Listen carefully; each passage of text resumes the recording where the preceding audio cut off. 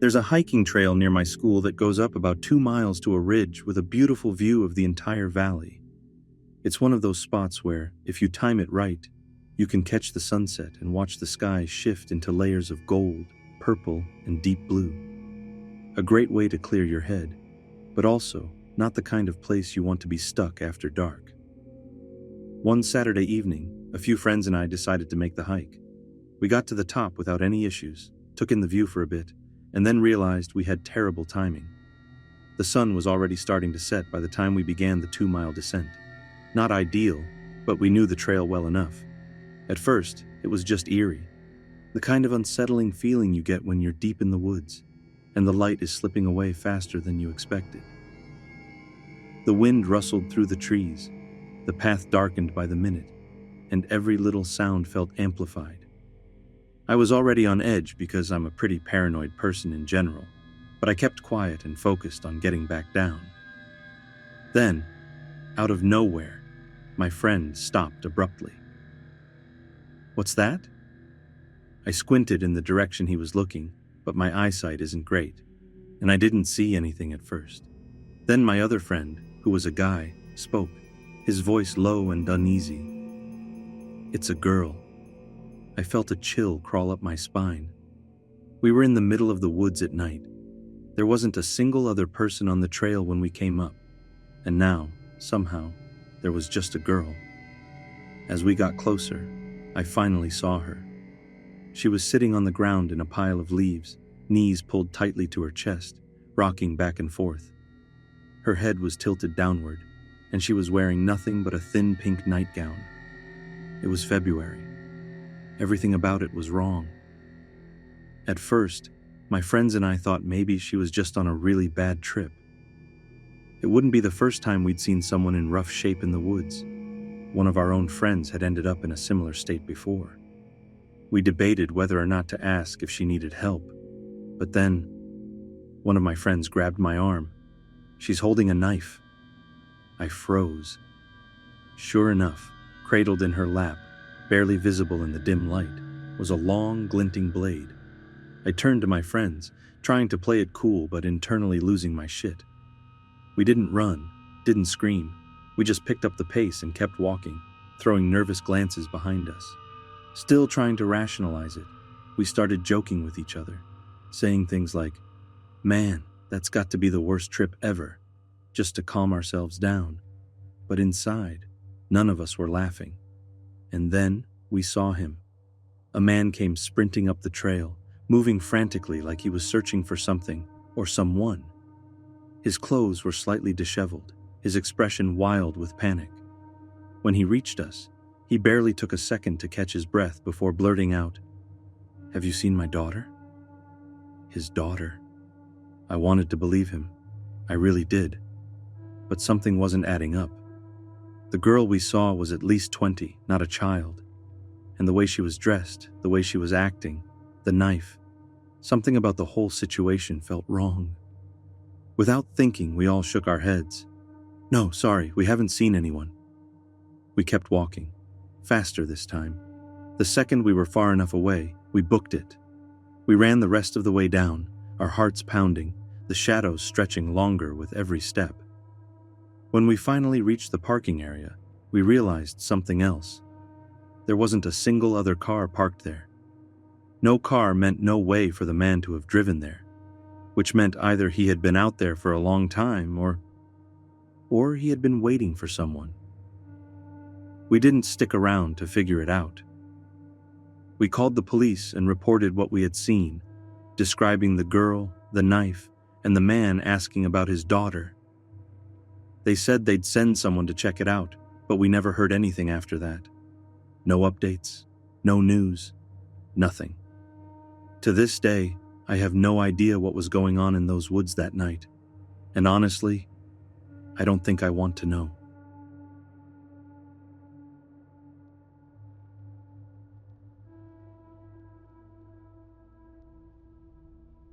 It was my second year of college when this happened, and even though it's been a while, I still think about it every time someone asks me for a ride.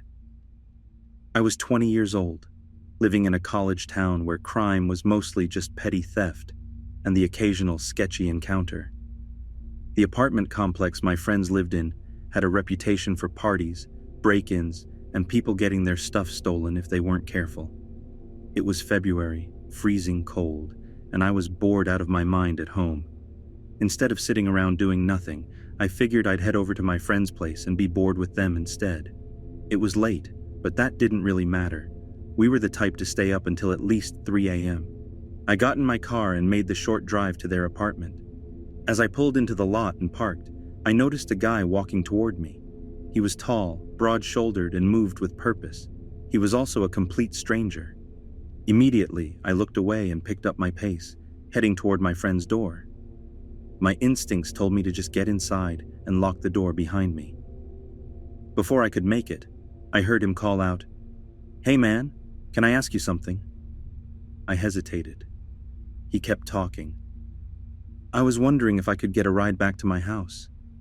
I don't have a car and no one's picking me up. I've been asking around, but nobody wants to give me a ride. I live pretty far and it's cold as hell out here." Now, growing up in a city where you had to be street smart, I knew better than to trust random strangers, especially at night. I knew that giving a random person a ride was a bad idea, but for some reason, I let my guard down. Maybe it was the way he said it, like he was genuinely desperate. Maybe it was the fact that it was freezing outside, and I'd feel like an asshole just leaving him there. To calm my nerves, I cracked a joke. "Man, you know white people don't give rides to us." He laughed, and for a second, I felt okay about it. I told him to hop in. As we started driving, he kept thanking me over and over again. "Man, I appreciate this. Seriously, nobody else would help me out." I waved it off, telling him it wasn't a big deal. Everything felt fine at first. That was until I realized he was directing me to a part of town I actively avoided. I didn't know much about that area, only that it had a reputation for being rough. As I turned onto one of the streets, the potholes got bigger, the streetlights fewer, and my nerves shot up. Then he asked, "Hey, can I use your phone real quick?" He said he needed to call his friend to make sure someone was home to open the door. I hesitated but handed it over. He called once. No answer. Then he turned to me and said, "Hey, you should slow down. There might be police around here." I nodded but kept driving at a normal speed. I didn't think much of it. Maybe he just didn't want me speeding in a bad area. Then he tried calling again. Still no answer. And then he said it again. "Hey man, for real, slow down. Cops are around here." That's when it hit me. Why was he so worried about cops? Why was he telling me to slow down? Was he carrying something he didn't want to get caught with? Was he a wanted guy trying to avoid attention? At that moment, every worst-case scenario started running through my head. I suddenly felt like I had made a huge mistake. I was driving a complete stranger to a place I didn't know, at night, in an area with no cops nearby to help me. And now he was using my phone, which made me wonder if he was secretly signaling someone that he was almost home. There were too many stories of people being set up this exact same way. Someone asks for a ride, they direct you to a sketchy area, and when you get there, bam, they have people waiting to ambush you. My grip tightened on the wheel. For a split second, I considered speeding up on purpose to get pulled over. I figured if I got stopped by a cop, at least I wouldn't be alone with him anymore. But if he had something illegal on him, I didn't want to get involved with that either. Instead, I kept my cool and drove exactly how I normally would. Finally, we pulled up in front of his house. My heart was pounding. My eyes scanned the area looking for movement, anyone waiting outside, anything suspicious. I didn't see anyone. He turned to me, thanked me for the 100th time, and got out. I gave him a quick wave, barely waiting for him to shut the door before I took off. I didn't breathe properly until I was at least 5 blocks away.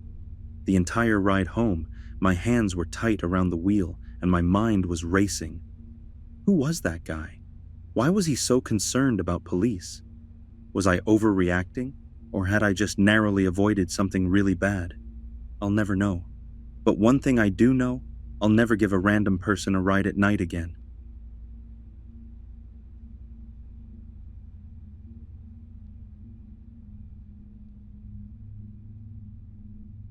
This all happened back in February, when I was doing what I always did 3 days a week, waiting at the train station around 2:30 in the afternoon, about to head home from university. I commute 45 minutes each way between the city and my suburban town, and while the routine could get tiring, it had never been particularly eventful. That day was cold, and after climbing 50-something steps to get to the platform, I leaned against a freestanding advertisement to catch my breath. There weren't many people around, just one bigger guy, maybe a few years older than me, standing nearby in a long black peacoat and dark pants. He was just another commuter, until he suddenly slammed his arm into the billboard beside me. I instinctively turned to look, startled, and immediately he muttered a quiet, "Sorry," in a light, almost unsettling voice, a voice that didn't match his size at all. The whole thing seemed off, almost like he had done it on purpose to get my attention. It didn't make sense. It looked awkward, unnecessary, and way too exaggerated to be an accident.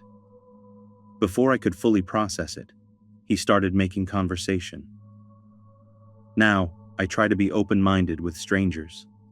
I like to give people the benefit of the doubt before making assumptions about them. But something about this guy just didn't sit right with me.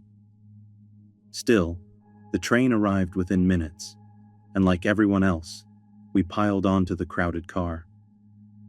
There weren't any seats available for both of us, so I sat next to someone else, while he sat directly behind me. I didn't think much of it, until I noticed him peering over the seat, watching my phone screen.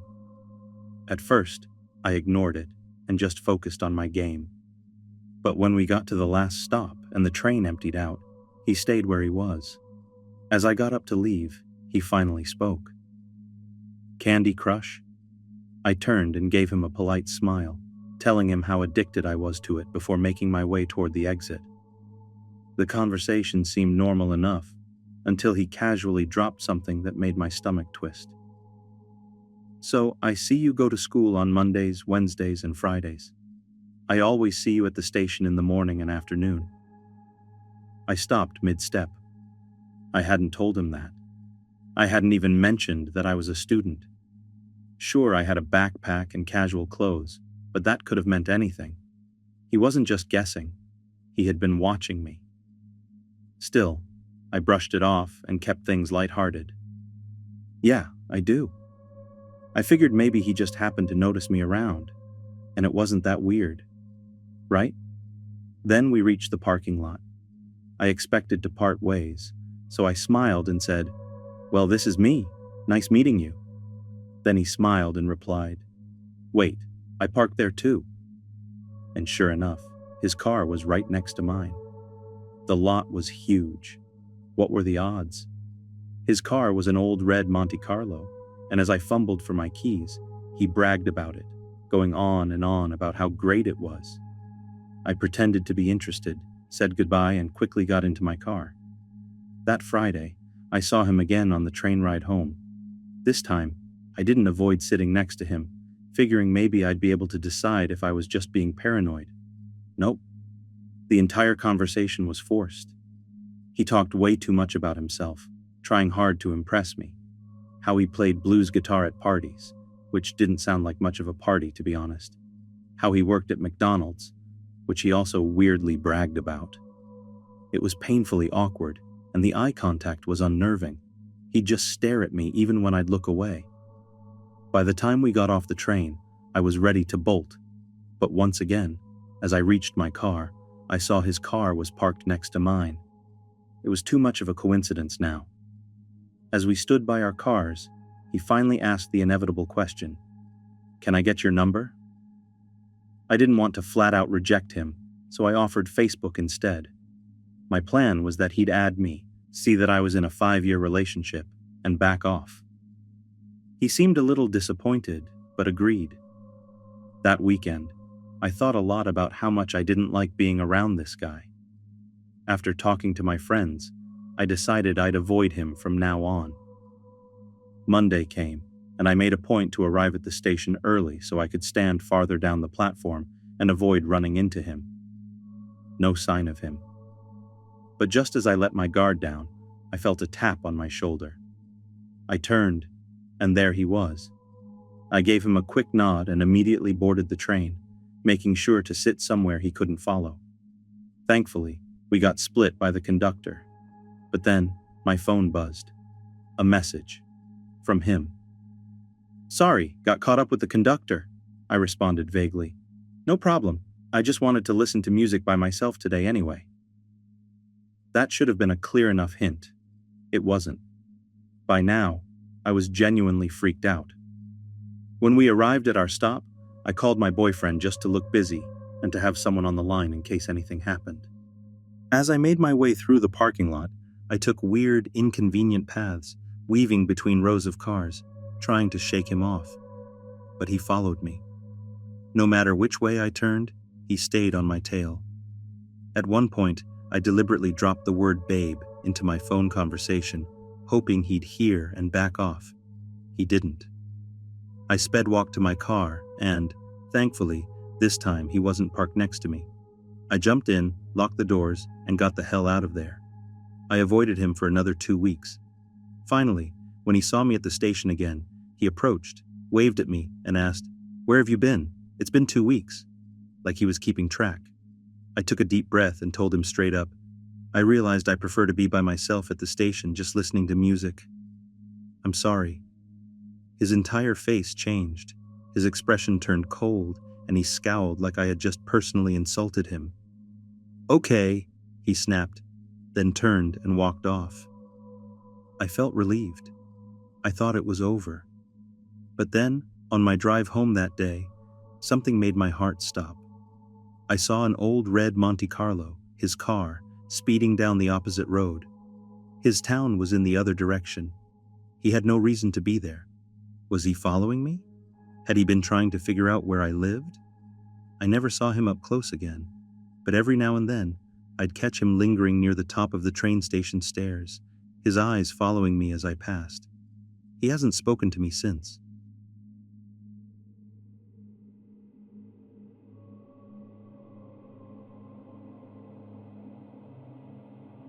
Back in February, my partner and I were outside working in the yard when we noticed a man who looked homeless walking up and down our street.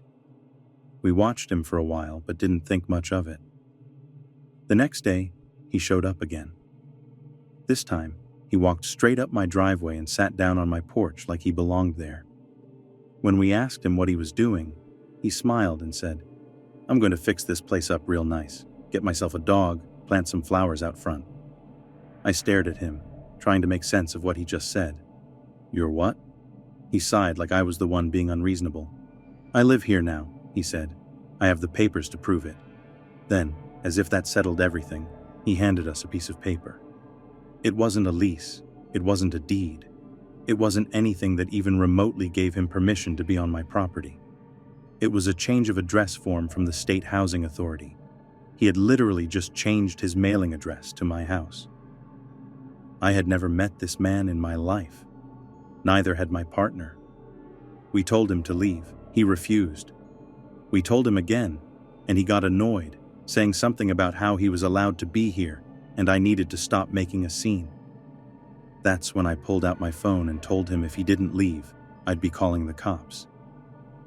He finally got up and walked off, muttering to himself the whole way. I spent the rest of the day calling the housing agency, trying to figure out how the hell this even happened. They had no answers. A week passed, and we didn't see him again. Then one afternoon, I went outside to check my mail, and there he was, waiting by my mailbox. Every few minutes, he'd open the mailbox, check inside, close it, and wait. When I walked up, he barely glanced at me. "Leave me alone. This doesn't concern you." I tensed. "This is my house, my mailbox." He waved me off. "I'm just waiting for my check, then I'll go home." And then, he pointed at my house. I pulled out my phone and started dialing. The second he realized what I was doing, he took off, cursing at me the whole way. When the cops arrived, they asked if he was currently on my property. I told them no. They shrugged. Call us when he is. I also put a hold on my mail that day because I didn't know if he had already been stealing it. A few weeks went by, and strange things started happening. My trash cans were taken to the curb and brought back. My weeds were pulled. My lawn furniture was rearranged. At first, I thought maybe my partner was doing it, but then threatening notes started appearing on my door. Every time I called the cops, they acted less and less interested. One officer even asked, "Can you prove he doesn't live here? This sounds like a domestic dispute." I was losing my mind. Then one night, after a month of this insanity, my partner and I came home from a late dinner with friends. The second we walked inside, we smelled shampoo. Then we heard it. The shower was running. Then, a voice. Someone was talking to themselves inside my house. We turned right around, walked out the door, got in the car, and parked at the end of the street while we called 911. The cops arrived fast. They weren't playing around. Megaphones, flashlights, guns drawn. "Come out with your hands up." No response. So, they charged in. They dragged him out of the shower. He fought them, screaming, kicking, cursing, demanding to know why they were in his house. They weren't having it.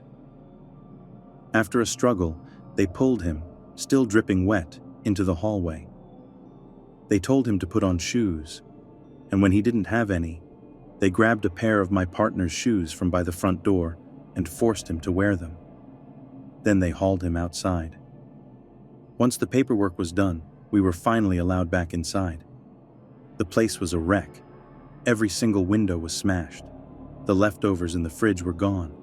My bed was messed up. He had been sleeping in it. My dresser was emptied. He had put his own things inside instead. The worst part? The urn containing my dog's ashes had been broken open and spread all over my bedroom and bathroom. I had just lost my dog a few months before, and now, this. Maybe that's why he was taking a shower. He also used up an entire bottle of my expensive skincare serum and nearly a full bottle of shampoo. But the towels he used? He folded them neatly and hung them back on the rack. At least he didn't hurt my cats. He's currently in jail on 3 charges: breaking and entering, assaulting an officer, and destruction of property. His trial is next week. I've been in touch with the DA and the arresting officers, and they've spoken to him. He's pissed.